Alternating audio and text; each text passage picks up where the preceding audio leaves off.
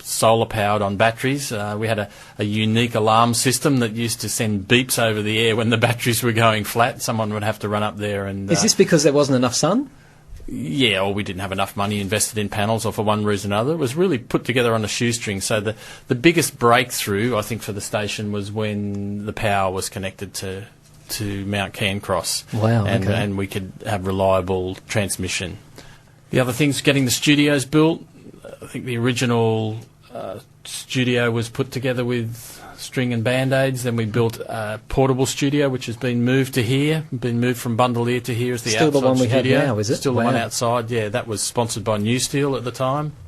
You've got the equipment now, you've got it broadcasting, you've done all the tests, you've done all the paperwork, and all the red tape has been passed. What do you do to get people who are willing to come out and broadcast, people who might not have experience? Because that's what 2WAYFM is all about. It's about getting people to come out. They don't have to have had experience. It's about giving them a voice, giving them a chance to talk and play their music and all that. So how did that whole process start? We've never really had trouble attracting people.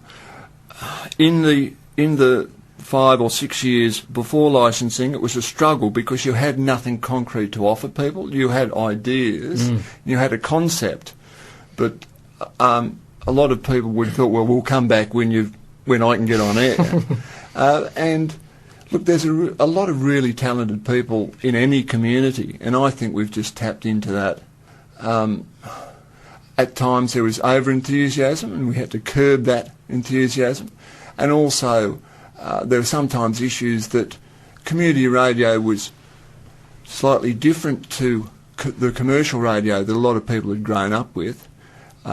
Just things like trying to explain the difference between advertising and sponsorship announcements. And we should explain that, because 2WAYFM doesn't have advertising. We have sponsorship announcements. We have to be very careful what we say as broadcasters on 2WAYFM. We can't advertise things, and there are very, very stringent rules on all radio stations, particularly community ones, though. Yep. As far as I can remember, there were no experienced radio people in our group. There was a lot of enthusiasm, a lot of technical skill, but there weren't trained announcers to actually sit us down and show us how it was done. But wasn't that part of the charm? I mean, I wasn't around, but I mean, I still think to this day that the charm of 2WAYFM is that you don't get a very, very slick, polished edge, and I think that's why people tune in a lot of the time, because... Mind you, there's quite a few people from 2WAY that have progressed to journalism and media. Do we know any of those people? Anna Seller, or Bill Wedgwood. Yeah, Bill Wedgwood does ABC local radio. Okay. I think Zoe Daniels had a few stints on here. Brooke Daniels. She's ABC Dubbo, is she? Or I think she's out in the regions, or is she in Tamworth. Sydney now? Tamworth now. And that's just to name a few. There's other younger kids involved with schools out in the early days that have used it as a stepping stone, gone on to journalism too. Yeah, Schools Out is an amazing program. Was that here from the beginning? Yes. Yeah, actually, we were just commenting. We were looking at a program guide, your current program guide, and that initial structure of bands, breakfast, easy listening, country at lunchtime, that's changed very little since our first programs in the late 80s and early 90s. So I'd like to think we did a good job. You must have got something right.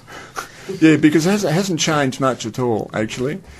Marsha, do you remember your first program that you presented on 2WAYFM? Yes, it was the first test broadcast up at Pappenbarra. That's right. Describe the experience. How were you feeling? Well, I was very nervous. I only had 2 turntables, 1 turntable. Well, when that turntable was gone, that one was nearly finished, and here I am still putting the record. I was that nervous. Sounds like me now. Yeah, and but now once I got into it, now I could put one record on, and now I can just put them on.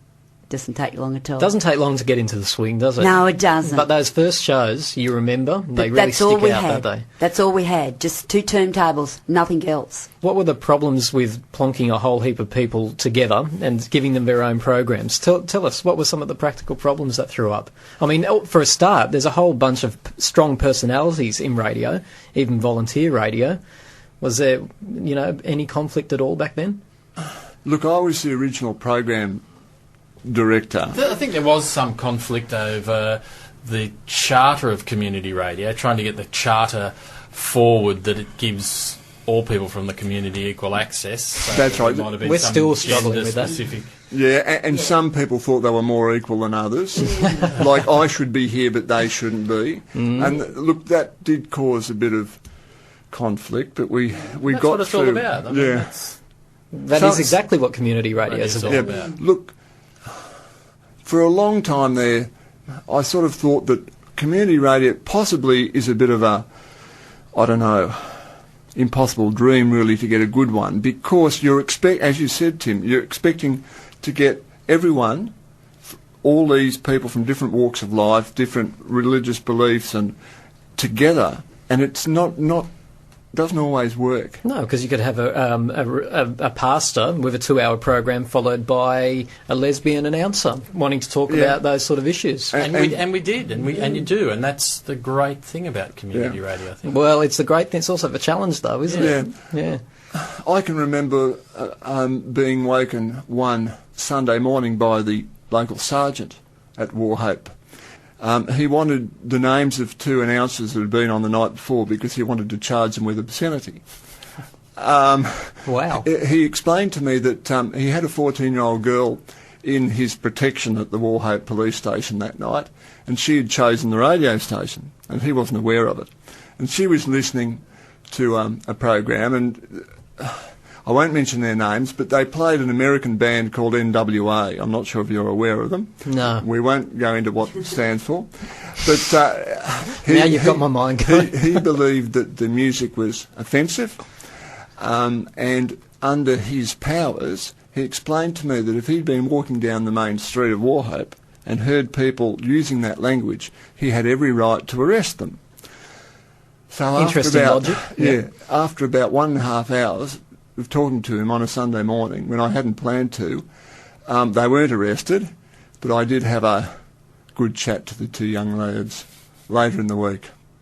So it wasn't actually what they said, it's just the music they chose to play. Yeah, and see, this is the thing.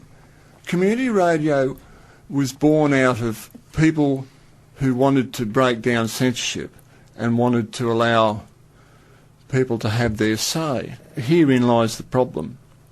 I think sometimes we need to reflect on that charter, that original mission statement that we had, which is to give a voice to as many different sectors of community as we can, particularly those who don't usually get a voice. Yeah. Look, these conflicts don't belong to 2WAYFM. If you speak to anyone in community radio around Australia, even there are local Christian broadcasters who find they have factions. And it's how you manage that conflict. Well said. It's how you negotiate it, isn't it? And it's, You're listening to It's Time to Talk here on 2WAYFM. We're talking about the history of 2WAYFM tonight. We've had a really good discussion, and thanks to our guests in the studio.